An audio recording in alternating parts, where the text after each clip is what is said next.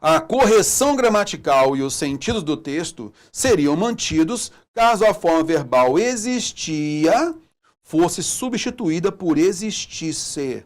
Então, correção gramatical e os sentidos. Cara, sempre que se pede para substituir um pelo outro, a gente sempre deve fazer o seguinte: a gente vai lá no trecho do texto, a gente tira aquela palavra original e insere a palavra que ele pediu aqui para substituir. E é isso que a gente vai fazer agora. Olha só. Então a questão está cobrando tempo verbal, beleza? Vamos então aqui analisar na linha 25. Olha só. Claro que o cargo, se existia, já foi extinto.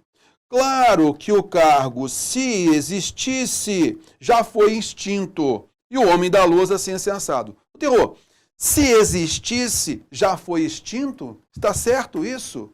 Aí a gente vai se lembrar da nossa aula de combinação de modo e tempo verbal.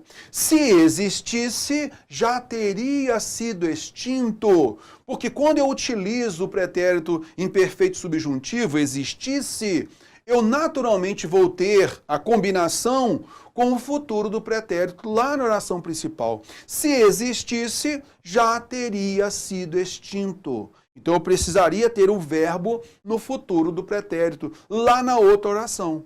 Por conta disso, olha só o que o texto originalmente mostra pra gente.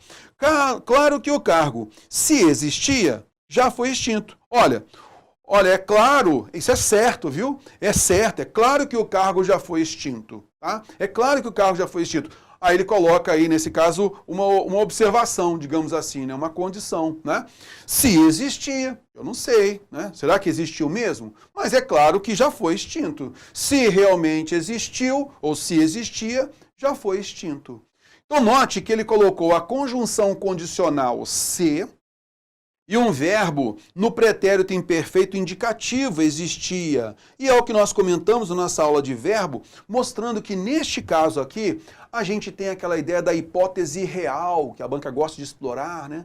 É a hipótese real, porque ele coloca uma conjunção condicional, mas deixa o verbo no modo indicativo, mostrando que aquilo ali potencialmente poderia ter acontecido mesmo, né? Então, olha só, claro que o cargo, se existia, já foi extinto. Agora, se eu coloco o pretérito imperfeito subjuntivo, claro que o cargo, se existisse, já teria sido extinto. Eu preciso combinar com o futuro do pretérito. Então, na nossa aula de verbos, a gente trabalhou essa questão. Lembra?